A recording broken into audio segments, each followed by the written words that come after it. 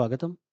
Static GK की संगठनों से संबंधित हमने अभी तक 4 क्लासेस की, जिनमें पहली क्लास में हमने यूएन अर्थात संयुक्त राष्ट्र संघ, उसकी विशिष्ट एजेंसियाँ, उसके विशिष्ट कार्यक्रम, इन सबको समझा। दूसरी क्लास में हमने विश्व के सभी महत्वपूर्ण संगठनों को, उनके मुख्यालयों के साथ, साथ के साथ कब स्थापित हुए, उनमें कितने सदस्य शामिल हैं और उनके वर्तमान प्रमुख कौन हैं, ये हमने समझ लिया। तीसरी क्लास में हमने भारत का इन अंतर्राष्ट्रीय संगठनों से संबंध समझा कि भारत किन-किन संगठनों में आता है और किसके साथ-साथ कौन से क्षेत्रीय संगठन हैं। जैसे कि सार्क और बिम्स्टेक, आसियान ये सबको समझा। और चौथी क्लास में हमने विश्व के जो वित्तीय संस्थाएँ थीं, उनको समझा। वित्तीय संस्थाएँ जैसे वर्ल्ड बैंक है या फिर उससे संबंधित कुछ और वित्त और आर्थिक से संबंधित जो संगठन या संस्थाएँ हैं, वो समझ लिया। आज हमारी 5वीं क्लास है, संगठनों की ही ये क्लास है, लेकिन आज हम भारत के सभी संगठनों को लेना यहाँ पर देखेंगे। मतलब भारत के संगठन देखते हैं या संस्थाएँ देखते हैं। संगठन या संस्थाएँ दोनों हो सकती हैं। जैसे सबसे पहले ये आरबीआई आएगा। तो मैं ये कहूँगा अगर वो क्लासेस नहीं की हैं, तो वो क्लासेस भी कर लेना। प्लेलिस्ट में जाना, प्लेलिस्ट में आपको एक क्लासेस क्रमशः मिल जाएगी। एक-दूसरे के साथ जुड़ाव मिल जाएगा। सारी चीज़ों को मैंने कॉन्सेप्चुअल भी समझाया है और आप लोग याद करने का तरीका भी बताया है। ठीक है? वहाँ देख लेना। तो फिलहाल ये भारत की महत्वपूर्ण संस्थाएँ हम देखते हैं आज की क्लास में और बहुत लंबी नहीं, आज की क्लास थोड़ा छोटे ही रखेंगे क्योंकि महत्वपूर्ण संस्थाओं को केवल हमें देखना है। आरबीआई पहली संस्था, सभी को वैसे पता होगा इसके बारे में, लेकिन फिर भी थोड़ा-थोड़ा देख लें, थोड़ा-थोड़ा जान लें। ठीक है? इसकी स्थापना कब होती है? 1 अप्रैल 1935। ये सबसे पहला क्वेश्चन है। कब? ये पता होगा 1935 में भारत शासन अधिनियम आया था, तो उसके ही साथ में यहाँ पर आरबीआई डाला गया। यहाँ के साख रखने के लिए, साख बनाने के लिए भारत की, तो वो सबसे पहले ये RBI reserve bank of India और आरबीआई की स्थापना हुई 1935 में 1 अप्रैल को। डेट भी याद रखनी है आप लोगों को। तो ये, जो फैक्ट होंगे जहाँ ज़रूरी वहाँ फैक्ट याद करने के लिए बताऊँगा कि ये याद करना है और जहाँ पर कॉन्सेप्ट होगा वहाँ पर पूरा समझाऊँगा मैं कॉन्सेप्ट को, जो अभी तक की क्लासेस में मैंने किया है। यहाँ पर देखो इसका मुख्यालय कहाँ पर है? मुंबई। मुंबई को ध्यान रखना है, जो हमारी राजधानी है वो कौन-सी है? दिल्ली। लेकिन जो हमारी वित्तीय राजधानी है वो कौन-सी है? मुंबई। वित्तीय मतलब पैसे से संबंधित जो भी।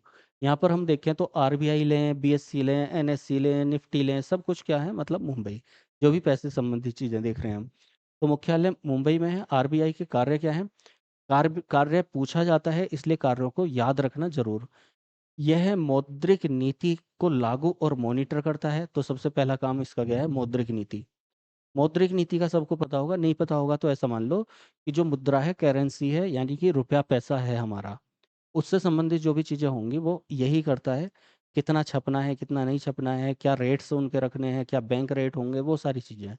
ठीक है? इसको आप इकोनॉमी में डिटेल में समझेंगे। फिलहाल तो इतना ही कि मौद्रिक नीति लागू करता है और ये मॉनिटर करता है। मूल्य स्थिरता रखता है, विदेशी मुद्रा पर प्रबंधन करता है भारत के साथ में और मुद्रा जारी करता है, सभी को पता होगा। वित्तीय समावेश सुनिश्चित करता है, जो भी बैंकों के ऊपर कुल मिला के कंट्रोल करता है, मुद्रा से संबंधित, पैसे से संबंधित, वो कौन करता है? आरबीआई करता है। भारत का बैंक है, भारत का प्रथम बैंक है, जैसे भारत का राष्ट्रपति है प्रथम नागरिक, वैसे ही जो भारत का प्रथम बैंक है वो कौन-सा है? आरबीआई है। पहला प्रथम बैंक इस सेंस में नहीं, पहला स्थापना कब हुई? सबसे पहली, वो तो बहुत पहले से हो गई थी हमारी स्थापना, यहाँ पर आ जाएगा आगे या फिर आप इकोनॉमी में पढ़ोगे इंपीरियल बैंक वगैरह, पीएनबी बहुत पहले बन गए इससे। लेकिन मैं बोल रहा हूँ जो पहले स्थान पर आता है, सबसे ऊपर आता है, भारत का उच्च बैंक कहना ज़्यादा उचित रहेगा, उच्चतम बैंक, तो वो कौन-सा है? आरबीआई। दूसरा आता है bank SBI, state bank of India, भारतीय स्टेट बैंक। इसकी स्थापना कब हो रही है? 1 जुलाई 1955 को। 1 जुलाई 1955 को। लेकिन यहाँ पहले ही बता देता हूँ मैंने अभी नाम लिया था जैसे इंपीरियल बैंक, तो पहले इससे पहले से कुछ बैंक आ रहे थे, उनको सबको मिलाकर राष्ट्रीयकरण आगे जाकर होगा। लेकिन वो बैंक में बदलाव होते यहाँ पर 1 जुलाई 1955 को इसको पूर्ण स्थापित कर दिया एसबीआई से। पहले कुछ और नाम था, 1921 में कुछ और था और ये बदलता रहा है। जैसे उत्तर प्रदेश की बात करें, उत्तर प्रदेश है, मैंने उत्तर प्रदेश की आप क्लासेस में देखना प्लेलिस्ट में, बाकी अन्य क्लासेस भी प्लेलिस्ट में आप देख सकते हो अपनी प्लेलिस्ट के अकॉर्डिंग। तो वहाँ पर उत्तर प्रदेश के अलग-अलग टाइम पर अलग-अलग नाम बताए थे, 4 से 5 नाम बताए थे, अलग-अलग राजधानियाँ बताई थी। तो वैसे ही इसके अलग-अलग नाम हैं, लेकिन हम जो वर्तमान स्वरूप देखते हैं वो 55 वाला है, ठीक है? मतलब 55 वाला जो मेन है और इसके अलावा इसको इकोनॉमी में आप डिटेल में देख लेंगे। पंजाब नेशनल बैंक है, 1894 में देख लो, कितना पुराना बैंक है, ठीक? तो ये बहुत पुराना हो जाता है, इससे भी पुराना एचडीएफसी है, 1994 आईसीआईसीआई है 1994 में, तो ये बाद के बैंक है। तो ये कुल मिलाकर कुछ बैंक है। आईडीबीआई हम देखते हैं।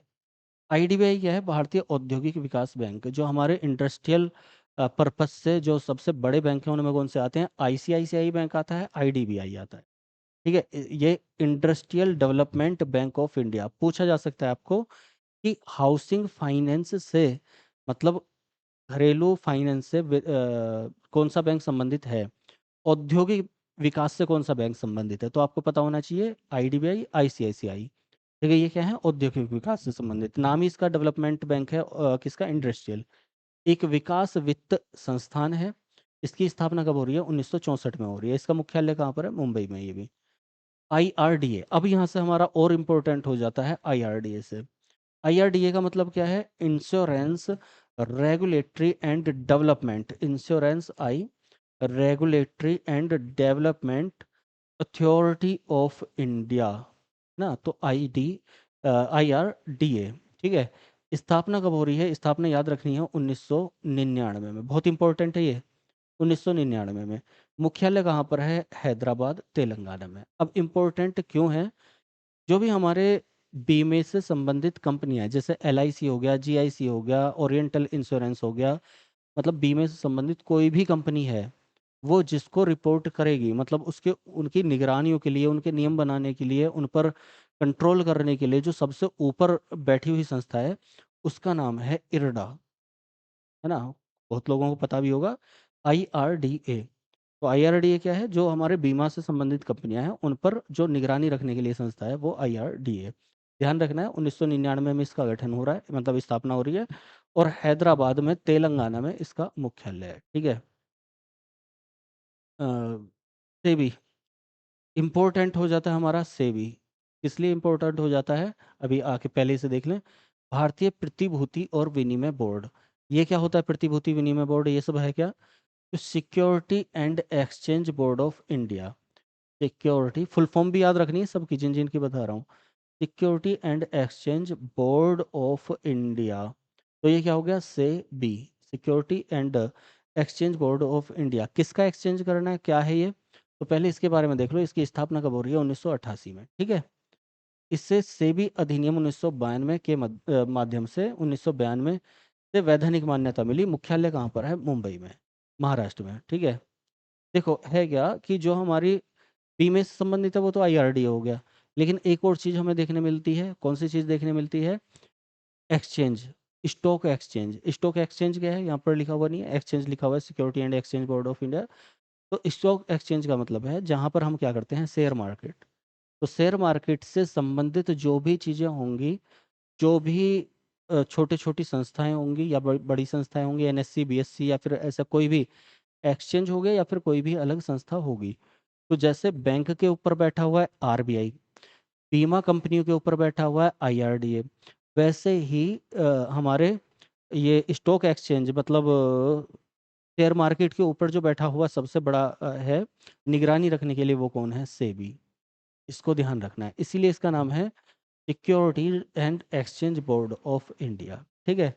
स्थापना कब हुई है? मुख्यालय का, मुख्यालय जरूर ध्यान रखना है, मुंबई में। मैंने बताया पैसे संबंधित मुंबई में ही है। इसके अंतर्गत कौन आता है? तो एक संस्था आती है हमारी बीएससी, और एक आती है एनएससी। बीएससी का मतलब क्या है? बीएससी का मतलब जो आप कर रहे हैं, बीएससी नहीं, बीएसई। गलती से शायद सी बोल जाता हूँ कई बार। तो बॉम्बे स्टॉक एक्सचेंज। ठीक है। बॉम्बे स्टॉक एक्सचेंज, जो भी हमारे स्टॉक्स होते हैं, शेयर लिए हुए होते हैं, उनका जो एक्सचेंज होता है। शेयर भाई क्या है? भाई आपने खरीद लिए किसी कंपनी के शेयर, आप क्या करोगे? उन्हें फिर बेचोगे जब आपको प्रॉफिट होगा। प्रॉफिट होगा आपको, और खरीदेगा फिर कोई और। तो उसने खरीदे, जब उसको प्रॉफिट लगेगा या नुकसान जो भी कुछ होगा, वो किसी और को बेचेगा। तो हम शेयर्स को क्या कर रहे हैं? एक्सचेंज करते हैं। इसीलिए हम इसको स्टॉक एक्सचेंज बोलते हैं। तो यहाँ पर क्या है? Bombay stock exchange. तो बॉम्बे स्टॉक एक्सचेंज है, और एक है national stock exchange. National stock exchange. ठीक है। तो है क्या? ये कहाँ पर है? इसकी स्थापना 1875 में हुई है। फुल फॉर्म याद ही रखनी है बीएससी एनएससी की। प्रेमचंद रायचंद ने की थी, इसको छोड़ें आप। 1875 ने। स्टॉक ब्रोकिंग व्यवसाय है, मैंने पहले ही बता दिया। शेयर मार्केट है, स्टॉक ब्रोकिंग है। बहुत पैसा कमाया, और उन्होंने कॉटन किया, ये बुलियन, ये सब छोड़ें आप। ये एक शब्द याद रखें, ये बुल, बिग बुल। के नाम से जाना जाने लगा। बिग बुल किससे संबंधित है, ये अक्सर पूछा जाता है और उसी के लिए कहानी चिट्ठा लिखा हुआ है। तो बिग बुल जहां पर आ जाएगा तो शेयर मार्केट में बुल का मतलब होता है ऐसे शेयर मार्केट का ऊपर जाना। ठीक है, ध्यान रखेंगे। बुल, बुल का मतलब बैल, बैल छपा हुआ होता है इसके जो लोगो है उस पर। तो उसका मतलब है, बुल का मतलब शेयर का ऊपर जाना, शेयर मार्केट का। एक शब्द होता है बियर, बियर का मतलब होता है शेयर का वापस नीचे आ जाना, शेयर मार्केट डाउन हो जाना। तो इसको हम बोलते हैं बुल और इसको बोलते हैं बियर। दोनों शब्द याद रखने हैं, ठीक है। किस संबंधित है, तो स्टॉक एक्सचेंज संबंधित है। कहाँ पर है ये, बीएससी मुंबई में और ये भी सेबी में मुंबई में। आगे आते हैं, एक है सिडबी। सिडबी क्या है, भारतीय लघु उद्योग विकास बैंक। स्मॉल इंडस्ट्रीज मतलब छोटे उद्योगों के लिए, लघु उद्योगों के लिए, स्मॉल इंडस्ट्रीज के लिए जो डेवलपमेंट बैंक है इंडिया का, वो कौन सा है, SIDBI, small industrial development bank of India, SIDBI. एक स्वतंत्र वित्तीय संस्थान है। इसका उद्देश्य सूक्ष्म लघु मध्यम उद्यमों के वृद्धि और विकास में सहायता करना है। ठीक है, ध्यान रखें। तो हमने आईडीबीआई देखा, आईसीआईसीआई देखा जो बड़े उद्योगों के लिए है, आईडीबीआई, वैसे ही सिडबी छोटे उद्योगों के लिए। इसका मुख्यालय कहाँ पर है, लखनऊ में, इसलिए इसके मुख्यालय को याद रखना है। मुंबई में नहीं है, ये याद रखना है, लखनऊ में इसका मुख्यालय। इसकी स्थापना 2 अप्रैल 1990 को हुई थी। ठीक है, तो मुख्यालय जरूर याद रख लें। एक बैंक है कौन सा, आईएफसीआई। ये बैंक का क्या, ये निगम है, भारतीय औद्योगिक वित्त निगम। पैसे, उद्योगों के पैसे से संबंधित जो नियम वगैरह हैं, वो ये आईएफसीआई तैयार करता है। तो industrial industrial finance corporation of India, ठीक है, भारत सरकार के वित्त मंत्रालय के स्वामित्व में। जैसे हमने देखा सिडबी क्या था, तो सिडबी एक स्वतंत्र निकाय है, स्वतंत्र वित्तीय संस्थान है। ठीक है, लेकिन ये क्या है, ध्यान रखना है, पूछा जा सकता है, इसलिए भारत सरकार के वित्त मंत्रालय के स्वायत्त में एक विकास वित्त संस्थान है। ठीक है, तो वो कौन सा है, वो है आईएफसीआई, जो एक क्या है, निगम है, भारतीय औद्योगिक वित्त निगम। इसकी स्थापना कब हो रही है, 1948 में। मुख्यालय कहाँ पर है, नई दिल्ली में। ठीक है, ध्यान रखना है इस चीज को। तो आईएफसीआई क्या है, जो हमारे औद्योगिक हैं उनके लिए सबसे ऊपर जो लगा हुआ है वो कौन, आईएफसीआई लगा हुआ है। एक है फिक्की, नाम सुना होगा खूब। एक है फिक्की और एक और भी नाम आएगा, उसको भी अभी देखेंगे। भारतीय वाणिज्य एवं उद्योग महासंघ। जो भी हमारा वाणिज्य व्यापार है, उद्योग है, उसके लिए जो एक महासंघ बना हुआ है, एक यूनियन बनी हुई है, वो फिक्की है। Federation of India chambers, Indian chambers end of commerce and industry, commerce and industry के लिए भारत में स्थित गैर सरकारी व्यापार संघ और पक्ष समर्थन संगठन है। इसकी स्थापना कब हुई थी, 1927 में, बहुत पुराना है। ठीक है, आपको पूछा जा सकता है निम्नलिखित में कौन सी संस्था पुरानी है या नहीं है, कौन सी है, 1927 में। मुख्यालय कहाँ पर है, नई दिल्ली में। ठीक है, तो गैर सरकारी व्यापार संघ और पक्ष समर्थन का संगठन है ये। इसको ध्यान रखना है, फुल फॉर्म जरूर याद रखनी है। फेडरेशन मतलब एक तरीके से यूनियन ही होती है, यूनियन का दूसरा रूप है। आप इसको राज्य व्यवस्था में अच्छे तरीके से समझोगे। फेडरलिज्म क्या है, फेडरेशन क्या है, यूनिट्री क्या है। तो ये फेडरेशन यानी कि महासंघ किसका, इंडियन चैम्बर्स के लिए, और क्या, कॉमर्स एंड इंडस्ट्री के लिए। ठीक है, एक संस्था है इफको, सभी को पता होगा है वैसे इसका, इफको का। तो कर्मचारी भविष्य निधि संगठन, फुल फॉर्म पूछी जाती है इसलिए ध्यान रखना है। Employees provident fund organisation. ठीक है, क्या होता है ये, अनिवार्य भविष्य निधि, एक मूल पेंशन योजना और एक विकलांगता मृत्यु बीमा योजना का प्रबंधन करता है। इसका गठन कब हो रहा है, 1952 में। तो क्या था ये, ईपीएफ एफओ, इफको क्या है ये, जो हमारा भविष्य के लिए हम पैसा, मतलब आप जॉब करेंगे, मान लिया जॉब लग जाती है, तो उसमें आपकी कुछ पैसा कटता रहेगा और साथ के साथ वो जुड़ता रहेगा, उस पर क्या होगा, ब्याज मिलता रहेगा, ब्याज लगता रहेगा, और जब आप रिटायर होंगे तो आपको मिल जाएगा। या फिर आपकी पेंशन वगैरह का अगर कुछ है, तो ये सब जो काम करता है वो कौन करता है, इफको। तो अपने इस पेंशन विभाग को याद रखें, क्या है, पेंशन विभाग। फुल फॉर्म याद रखनी है, कर्मचारी भविष्य निधि संगठन। एक मुख्यालय है कौन सा, मतलब एक संस्था है कौन सी, CSO एक है NSSO, दोनों को याद रखना है क्योंकि अभी एक काम नहीं करता है, एक दूसरा काम करता है।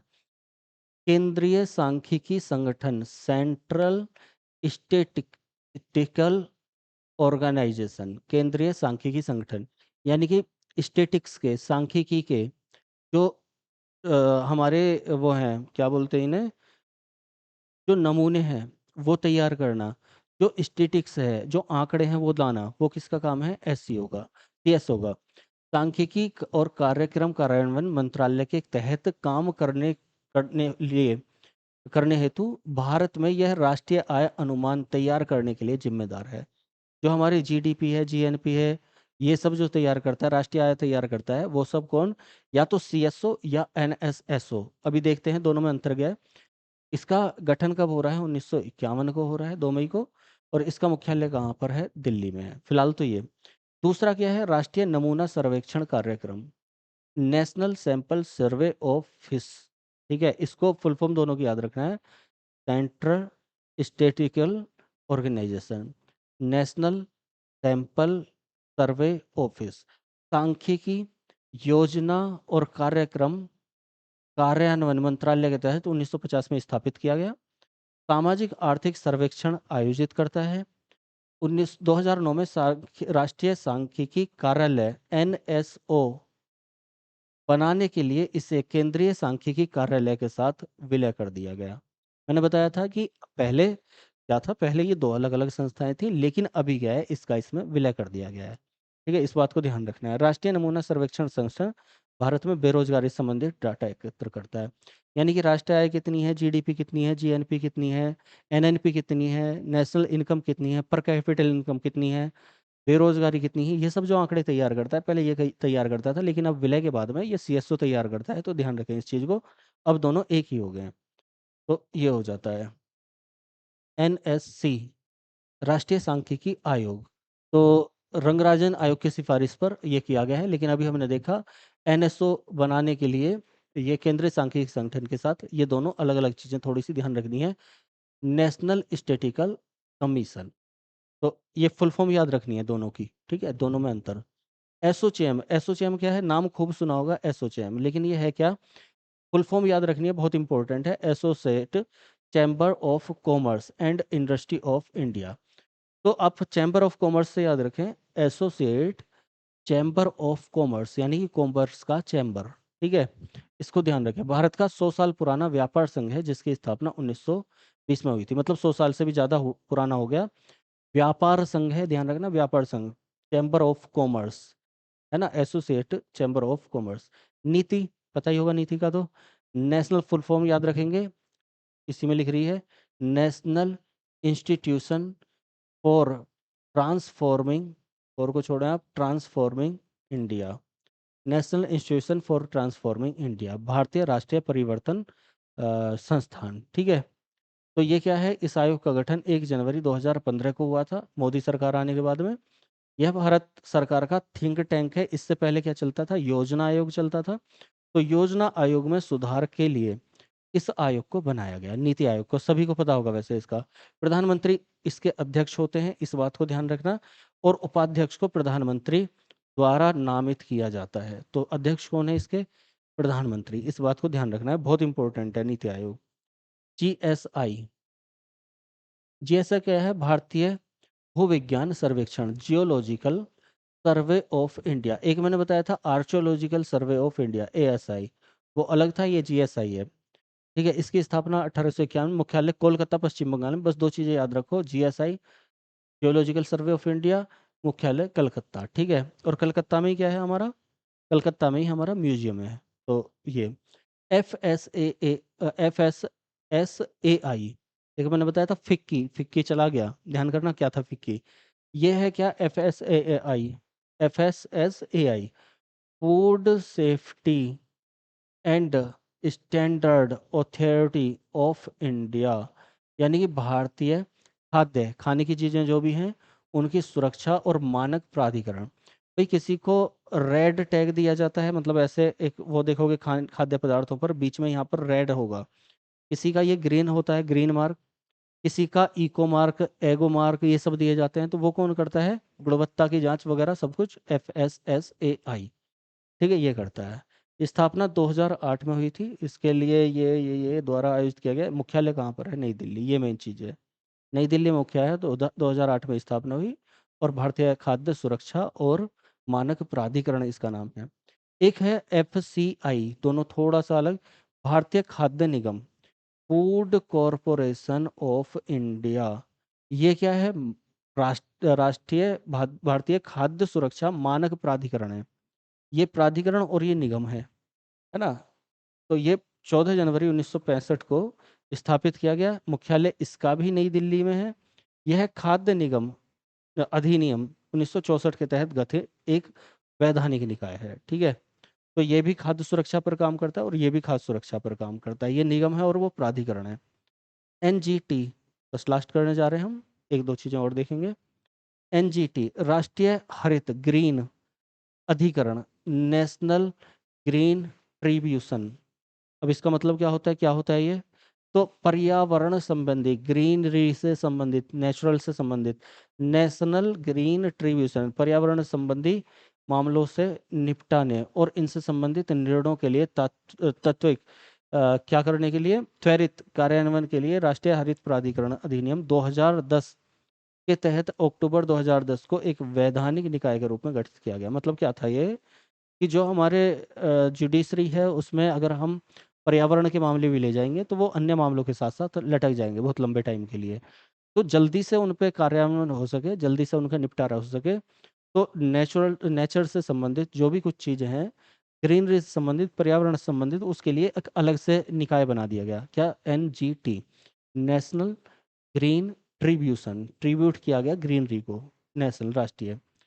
NCEPC, राष्ट्रीय पर्यावरण योजना एवं समन्वय समिति, बस फुल फॉर्म लगा से ध्यान रखनी है, national committee on environmental planning and cooperation, ठीक है। बाकी गठन 72 में हुआ। गैर धोर विकास विकसित हुआ और 1985 में पूर्ण रूप से पर्यावरण और वन मंत्रालय बन गया।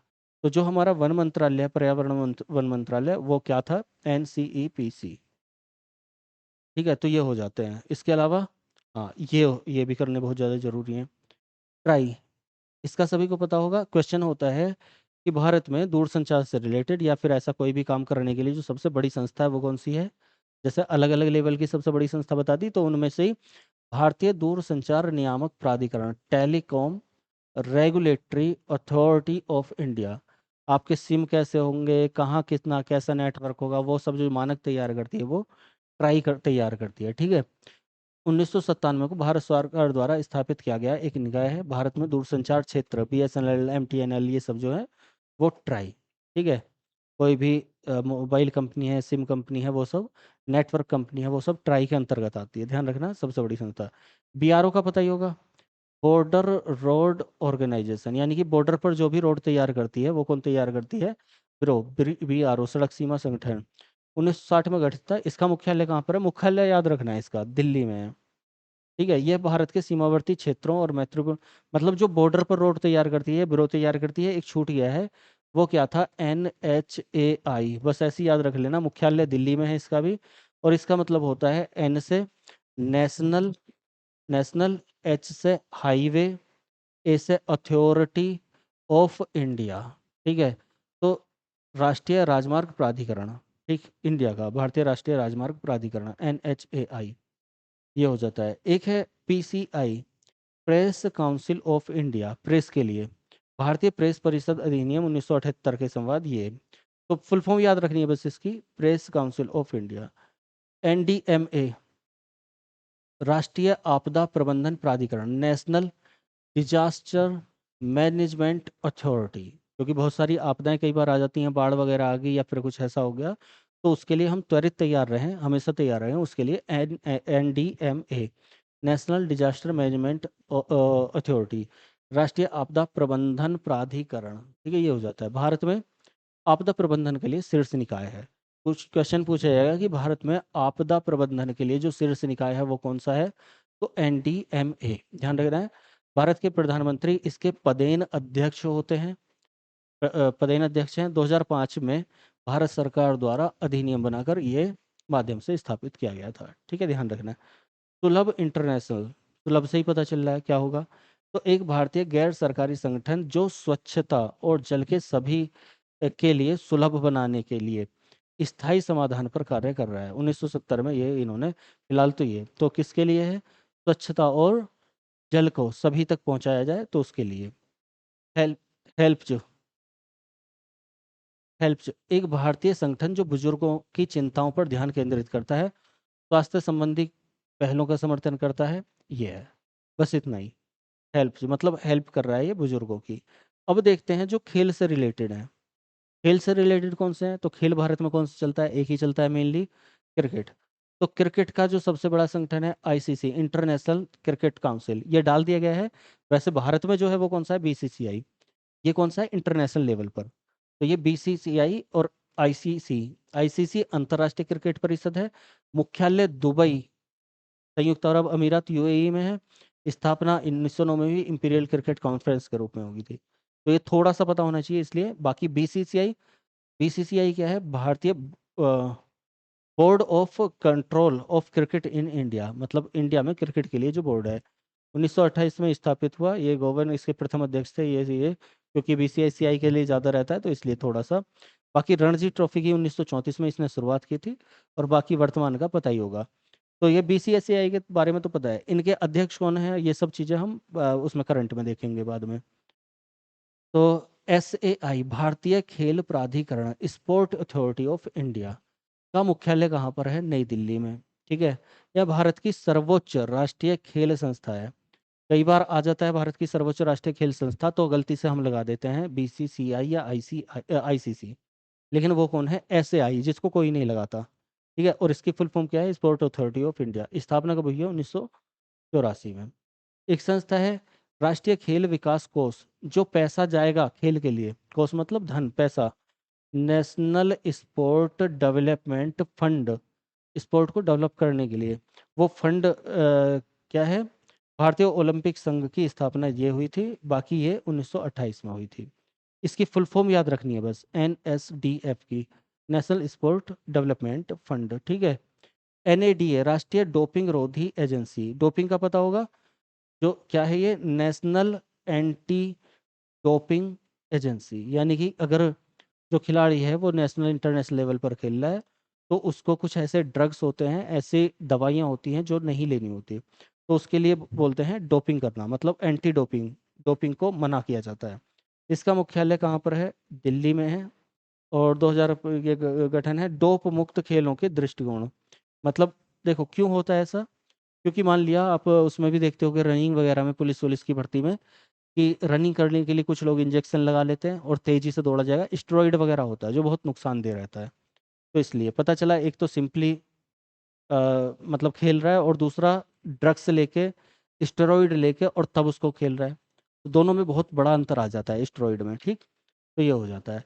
तो ये फिलहाल भारत के संगठन थे। एक बार अलग से हम कुछ कृषि संगठन और देख लेते हैं, और इनका केवल ये याद रखना है कि इनका मुख्यालय कहाँ पर है, बाकी बहुत ज़्यादा नहीं। तो भारत में एक संगठन है एनडीडीबी, राष्ट्रीय डेयरी विकास बोर्ड। इसका मुख्यालय कहाँ पर है, गुजरात में। ठीक है, बस इतना। राष्ट्रीय डेयरी बोर्ड का मुख्यालय कहाँ, गुजरात में। राष्ट्रीय डेयरी अनुसंधान संस्थान कहाँ पर है, करनाल, हरियाणा। दोनों में डिफरेंस देख लो, ये डेयरी विकास बोर्ड है, वो अनुसंधान संस्थान है, रिसर्च सेंटर है। ठीक है। गन्ना प्रजनन संस्थान कहाँ पर है, कोयम्बटूर में। राष्ट्रीय मत्स्य विकास बोर्ड कहाँ पर है, हैदराबाद में। राष्ट्रीय चावल अनुसंधान संस्थान कहाँ पर है, उड़ीसा, कटक में, जहाँ चावल होंगे ज़्यादा। राष्ट्रीय कॉफी अनुसंधान संस्थान कहाँ पर है, चिकमंगलूर में है, मतलब कर्नाटक में है, जहाँ पर कॉफी ज़्यादा होगी। जूट प्रौद्योगिकी अनुसंधान संस्थान कहाँ पर है, जूट कहाँ पर होता है सबसे ज़्यादा, तो ये होता है पश्चिम बंगाल में, ये भी पता होगा, है ना। जूट क्या होता है वो देख लेना, इकोनॉमी ज्योग्राफी में करवाएंगे, करवाया हुआ होगा। केंद्रीय उर्वर गुणवत्ता नियंत्रण, ये सब फरीदाबाद में, बहुत ज़्यादा इंपॉर्टेंट नहीं।